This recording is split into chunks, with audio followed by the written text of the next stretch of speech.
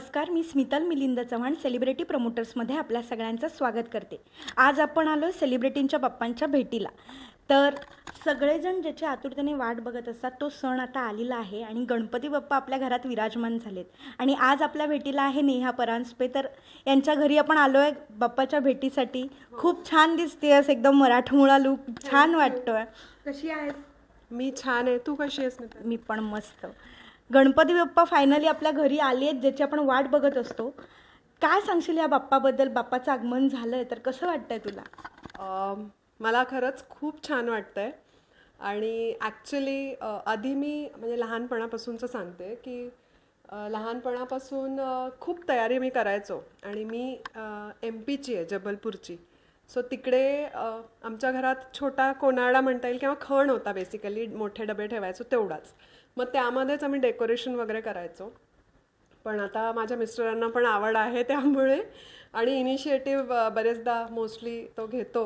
मी पण करते, मला हाऊस आहे. पण मला असं होतं की थीम कोणी सांगितली किंवा सुचली तर ठीक आहे की करायला मग उत्साह असतो. पण बरेच वेळा असं होतं की कोणीतरी थोडंसं एनकरेज करावं लागतं. तर यावर्षी तरी नक्कीच त्यांनी केलं आहे. कारण हे प्रोजेक्ट जे आम्ही आत्ता इथे तयार केलं आहे हे सेंट्रल विस्टाचं नवीन आपलं संसद भवन. तर छान झालं आहे डेकोरेशन. त्याच्यामध्ये 90% माझ्या मुलांचा आणि त्याचाच सहभाग आहे. मी ब्युटिफिकेशनचं काम मेकअप मी करून दिला आहे त्यांना अर्थातच. तर त्यामुळे ते खूप गोड दिसत आहे, छान दिसत आहे. येस, नक्कीच खूप छान दिसतंय. तर गणपती बाप्पाचं आगमन झालंय आणि खूप छान असा गणोबा पण आपल्या म्हणजे बसलेला आहे. आणि डेकोरेशनबद्दल मला आवर्जून विचारावं वाटेल, कारण खूप छान असं काहीतरी वेगळं पाहायला मिळतंय. तर त्याच्याबद्दल आवर्जून विचारावं वाटेल. यावर्षी ॲक्च्युली आम्ही सेंट्रल विस्टा आपलं नवीन संसद भवन ह्याची थीम म्हणा किंवा त्याचं मॉडेल छोटं तयार केलं आहे, जे तुम्हाला दिसत असेल. आणि त्याच्यामध्ये खूप सारा श्रेय माझ्या नवऱ्याला आणि मुलांना जातो. कारण त्यांनीच खूप मेहनत किंवा मेहनतीपेक्षा पण चिकाटीने काम करावं लागतं, वेळ द्यावा लागतो. तर ते बरंचसं केलं. मी शेवटीचं त्याला मेकअप आणि थोडा रंगरंगोटी हे काम मी केलं आहे. पण आम्हाला नेहमी दरवर्षी इच्छा असते की काहीतरी वेगळं बनवावं. तर आम्ही एकदा वरळी सिलिंग तयार केला होता. त्यामध्ये पण छान असा म्हणजे त्यावर्षी आम्ही गणपती बसवले आणि असा सिलिंग पूर्ण त्याच्या भोवती तयार करून खाली पाण्याचे पण ते मी तयार केले होते ड्रॉइंग शीटनीच. पण अशा वेव्ज वगैरे पण छान झालं होतं आणि दोऱ्याने त्याचे ते हे केले होते. मग एकदा आम्ही गेटवे ऑफ इंडिया केला होता. एकदा चंद्रयान आपलं जेव्हा झालं त्यानंतर नेक्स्ट इयर मग गणपती बसले त्यावेळी चंद्रयान केलं होतं. सो असं वेगवेगळ्या थीम्स करतो यावर्षी सेंट्रल विस्टा. येस, ही थीम करताना एक जसं तू आता म्हणालीस की म्हणजे सरांनी आणि मुलांनी तुझ्या फार ते डोक्यात घेऊन किंवा चिकाटीने काम केलं आहे. पण हे ठरवताना काही, कारण कसं असतं गणपती जरी ज्या दिवशी येणार आहेत आपले त्याच्याबद्दलचे प्लॅनिंग खूप आधीपासूनच तयार असतं. तर हे प्लॅनिंग कधीपासूनच आहे? नाही, कधीपासून असं म्हणजे 1-1.5 महिन्यापूर्वी आय थिंक ते पण थॉट त्याच्या मनातच आला. कारण आता हे नवीन बिल्डिंग आपलं इन्फ्रास्ट्रक्चर तयार झालं आहे त्यामुळे आपण हे करूया असा त्याचा थॉट होता. मी म्हटलं ना, इनिशिएटिव्ह सगळं त्यांनी घेतला. मी बरेच दिवस शूटला वगैरे गेल्यावर वेळ पण नाही मिळत, येतेच मी रात्री लेट होऊन जातं खूप. तर त्यामुळे पण मग आदल्या दिवशी पण मला वेळ होता, त्याच्या आदल्या दिवशी पण होता. मग जेवढं एकदम शेवटी जे जास्तीत जास्त काम होतं किंवा आपण म्हणतो ना सगळे मिळून करतो तेव्हा जास्त जास्त उत्साह येतो. तर तसं झालं. झाडं मी केली. सो असं थॉट त्याचं आयडिएशन त्याचं. आणि मग त्यांनी सुरू केलं. मी थोडं थोडं बघत होते मध्ये मध्ये आणि मग मी नंतर हातभार लावायला सुरू केलं जसं मला वेळ झाला ना तेव्हा. पण म्हणजे आम्ही मोर अँड लेस मिळूनच करतो सगळं. तीच तर एक गंमत असते बाप्पामध्ये की आपण सगळेजण मिळून काहीतरी करत असतो. आणि बाप्पाच्या मूर्तीबद्दल आवर्जून विचारावं वाटेल. कारखान्यात खूप साऱ्या मूर्ती सगळ्यात छान असतात आणि त्यातून एक चॉईस करणं, तर बघता क्षणी आवडली आहे की कसं काय? बघता क्षणीच आवडली आहे. आणि मला खूप सांगावंसं वाटतं की आधी माझे मिस्टर आणि माझी मुलं जाऊन बघून आले होते. जस्ट बिकॉज ऑफ शूट मी नव्हते अवेलेबल. मग ते एकदा थोडंसं बघून आले. पण असं असतं की माझ्याही चॉईसचं घ्यावं असं इच्छा असते, तर त्यामुळे ते थांबले. आणि मग नंतर एक दिवस जेव्हा आम्हाला वेळ होता तेव्हा आम्ही गेलो. आणि मूर्ती माझ्या मुलांच्या आवडीची आहे स्पेसिफिकली सांगेन. कारण आम्ही याच्यापेक्षा थोडी छोटी मूर्ती बसवतो कारण घरात असतो गणपती. पण त्यांना खूप इच्छा होती की यावेळी आपण थोडा मोठा बसवू, थोडा मोठा गणपती आणूया. सो यावेळी जरा मोठी मूर्ती आणली, पण ही बघता क्षणी आवडली. तरीही काही गोष्टी असतात ज्या गणपतीमध्ये म्हणजे माझी इच्छा असते की सोंडेमध्ये थोडीशी जागा असेल तर दुर्वा आपल्याला खोचता येतात, तर त्या पण प्रत्येक गणपतीचा साचा वेगवेगळा असतो. ह्याचे डोळे आणि चेहरा आवडला, त्यामुळे मग काही गोष्टी आपल्याला हे कराव्या लागतात की ठीक आहे सोंड नाही तर मग हातातच ठेवूया वगैरे असं काहीतरी ॲडजस्टमेंट. पण मेन आम्ही डोळे आणि चेहरा हे तरी बघतो गणपतीमध्ये. आता तू म्हणाली डोळे आणि चेहरा, असं बाप्पामधलं असं कोणतं हे असा एक अवयव की तुला फार असा भावूक होतो किंवा त्याच्याकडे बघावंसंच वाटतं, असं काय आहे? मला संपूर्ण गणपती बाप्पाच आवडतो. म्हणजे डोळे पण आवडतात आणि डोळेच पहिले, कारण आपल्याकडे बघतोय असं जाणीव होते ना त्याची.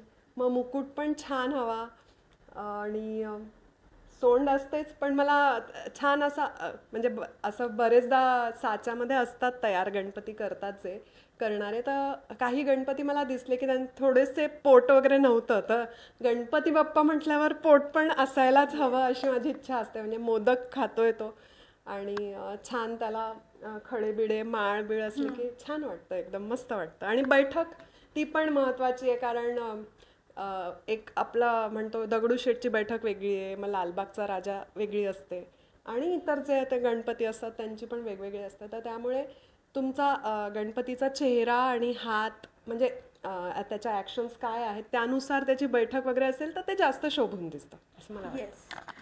मोदक हा गणपती बाप्पा म्हटलं की मोदक हे गणपती आणि आपण आपल्याला सगळ्यांना, कारण कुणीही असेल त्याला मोदक नसेल आवडत असा एखादा कोणतरी प्राणी असेल या पृथ्वीवर. येस. मोदक तू स्वतः बनवतेस, तुझ्या आईकडून शिकली आहेस किंवा काय आठवण आहे तुझी मोदक ही रेसिपी शिकण्याची? मी स्वयंपाक सगळा मी स्वतः करते आणि मी सगळं आईकडून शिकले किंवा मी असं स्पेसिफिक टीचिंग वगैरे काही घेतलं नाही आहे. पण आईला माझ्या खूप आवड आहे स्वयंपाकाची, म्हणजे ती विविध पदार्थ खूप उत्तम करते आणि त्यामुळे मी फक्त बघत इतकी वर्ष, म्हणजे मी बरीच वर्ष वयाच्या आय वुड से कॉलेज ग्रॅज्युएटमध्ये होईपर्यंत मी काहीच करायचं नाही आणि लग्न झाल्यावर डे 1 पासून मला सगळं येतं आहे. सो ते असं झालं की जस्ट ऑब्झर्वेशननी मला येत गेलं. पण मला यावेळी पण मी खूप मोदक केले आणि ते आता संपतायत. आता टेन्शन आलं परत करायचे आहेत. सो कारण कोणी आलं तर त्यांना प्रसाद द्यायला पण छान वाटतं. आणि त्यानिमित्ताने का होईना गणपतीच्या सगळेजण एकत्र येतात, भेटतात, तर तेवढंच बरं वाटतं की कोणीतरी आलंय आपल्याकडे, त्यांना भेटायला इतरही पाहुणे येत आहेत. सो ते खूप छान वाटतं. आणि म्हणजे असं इन द सेन्स बोलवलं की येतात मग गणपतीमुळे का होईना. नाहीतर मुंबईला तर लोकांकडे वेळच नसतो, खूप कमी वेळ जाण्या येण्यात पण ट्रॅव्हलिंगमध्ये खूप वेळ जातो. सो छान वाटतं सेलिब्रेशन करायला. येस, नक्कीच. मोदक हे प्रत्येकाला आवडतात, जसं की तू म्हणालीस. तू किती खातेस ग मोदक? किती आवडतात तुला खायला? मी खूप खाते. मी फार असं डायटिंग म्हणजे करायला गेले तरी मला जमत नाही. आणि माझं असं आहे की मला गोड पण आवडतं आणि तिखट पण खूप आवडतं. म्हणजे पाणीपुरी असो, पावभाजी असो, हे पण फार आवडतं. आणि गोडातले पण सगळे पदार्थ, जिलबी, मोदक, करंजा, हे सगळं आवडतं. आणि मी तर हे म्हणेन की माझ्या घरात मीच रिझन आहे की मलाच आवडतं आणि मग खायची इच्छा होते, त्यामुळे मला सगळे पदार्थ बनवावे लागतात आणि मग बनवल्यावर ते आपोआपच सगळ्यांसाठी असतात, त्यामुळे सगळेजण एन्जॉय करतो. मी उकडीचे मोदक काल 2-3 खाल्ले. अजून तळणीचा काल खाल्ला नाही आहे, तर आता आज त्याचा नंबर आहे. येस, आता तळणीच्या मोदकाचा नंबर आहे तर. आणि मग तुला एक असं आवर्जून विचारावं वाटेल की जसं की आपण गणपती बाप्पाच्या वेळेस सगळेजण एकत्र येतो, ती एक धमाल मस्ती असते. तर कसं आहे, शेवटी एक माहेरचं सासरचं हे कुठे ना कुठे आपल्यात असतंच.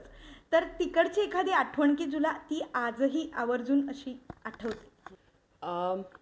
तू माहेरची आठवण विचारते तर मी म्हणेन गणपती फेस्टिवलला धरून जर विचारलं तर मी गौरी गणपती म्हणजे गौरी हे मिस करते, कारण माझ्या माहेरी गौरी आहेत आणि इथे नाही आहे.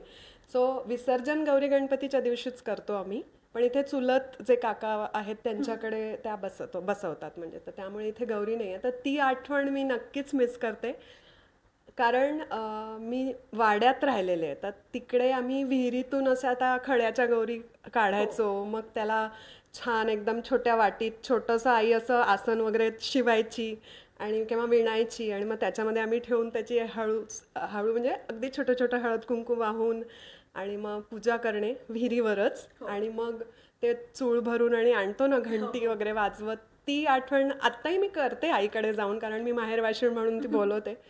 पण स्वतःच्या घरी आणण्यात पण वेगळी मजा असते. त्या रांगोळीनी पाय काढायचे गौरी येतात म्हणून. सो त्याचं स्वागत करणं मी थोडंसं मिस करते तिसऱ्या चौथ्या दिवशी.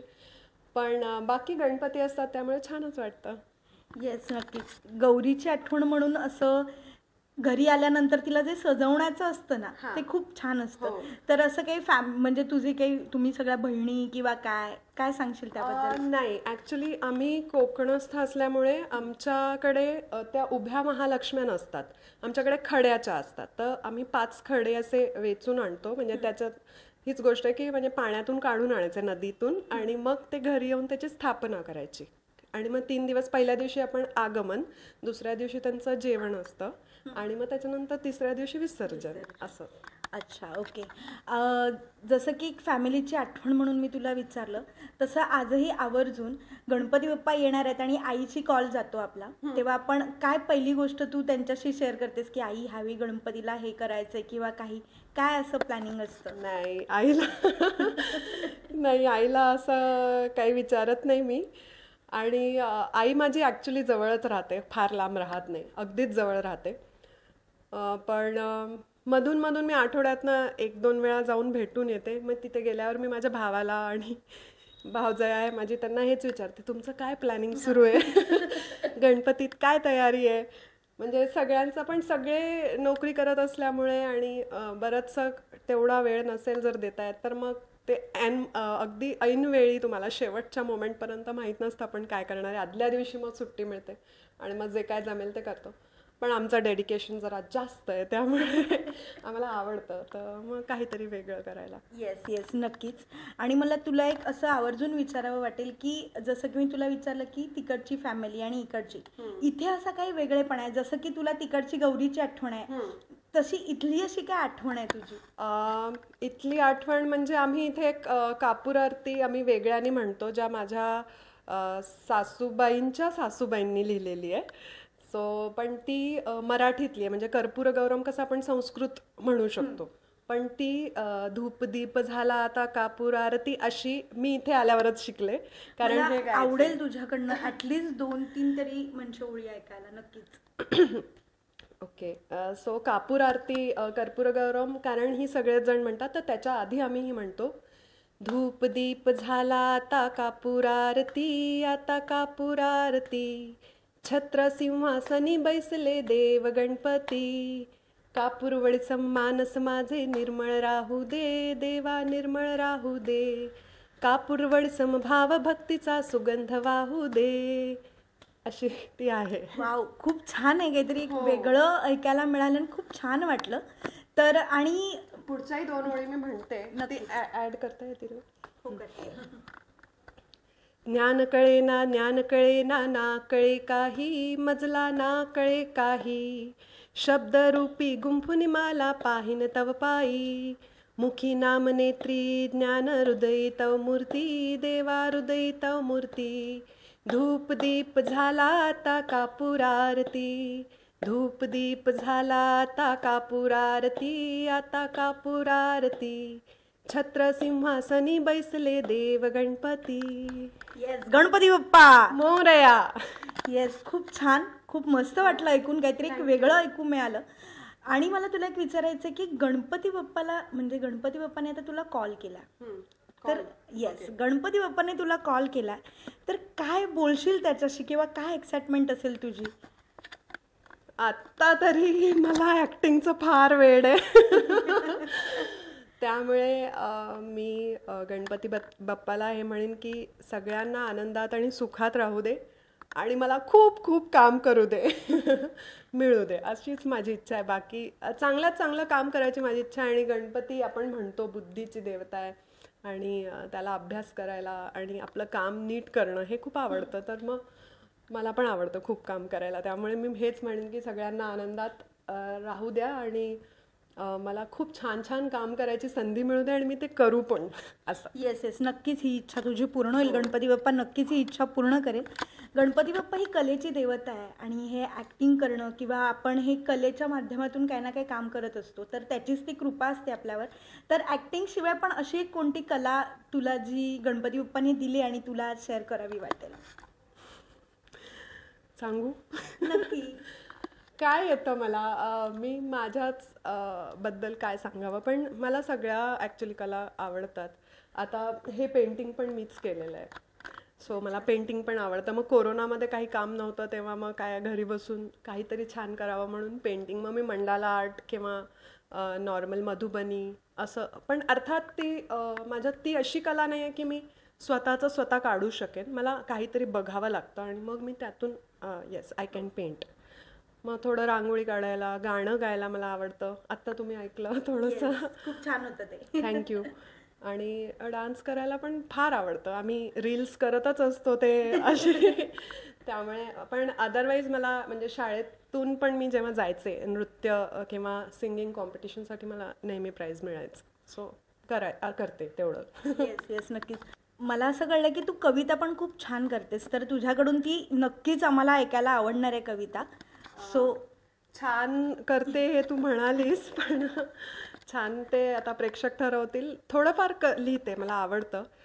कधी कधी ते खूप छान जमतं, कधी कधी थोडंसं बिघडतं, पण प्रयत्न करते. सो मध्यंतरी आता भरपूर पाऊस एक दिवस पडत होता, तर असंच मला सुचलेली एक काही ओळी आहेत.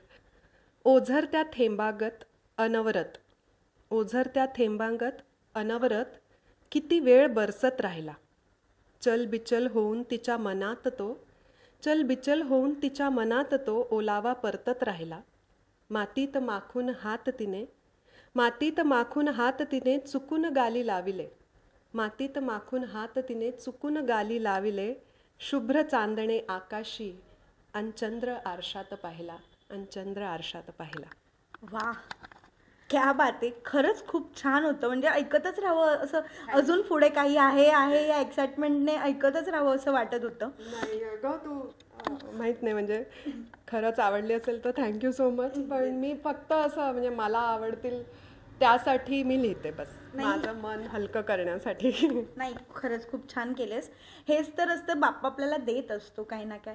तर तुला थँकफुल, जर बाप्पा नेहमीच आपल्याला काय काय देत असतो, तर त्याबद्दल तुला जर बाप्पाशी आज थँक्यू म्हणायचं आहे तर काय म्हणशील त्याला?